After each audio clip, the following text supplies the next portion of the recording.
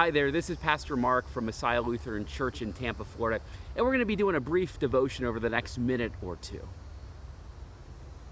When's the last time you stepped out into God's creation and listened to the crickets, listened to the birds of the air chirping away, looked at the fish of the sea? I think as we look at God's creation, we can see His handiwork all over everything. And if you look at the scriptures and how the scriptures view God's creation, we see a God that truly cares for us, even when things are rough.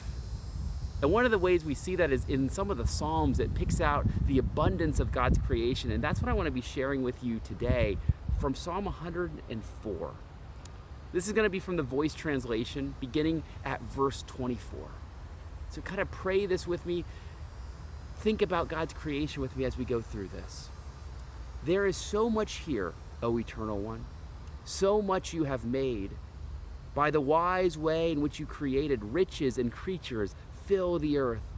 Of course, the sea is vast and stretches like the heavens beyond view.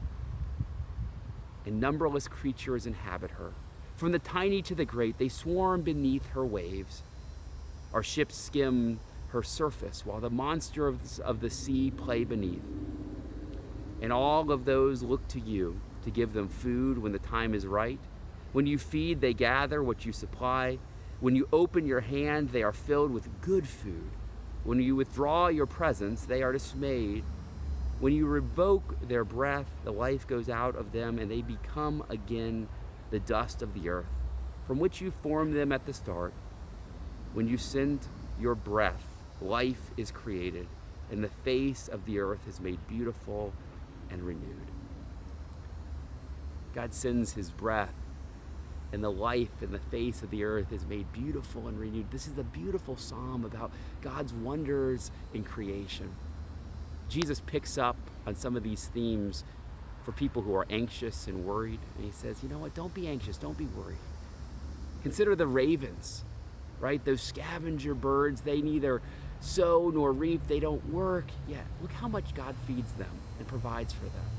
So right, if you see a bird eating, maybe even if it's a vulture on the side of the road, you can say, hey, that's God providing, right? I have a good God that creates and sustains life. He's gonna sustain me. He's gonna bring me into His abundance as well.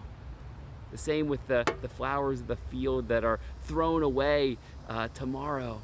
Look how beautiful they are.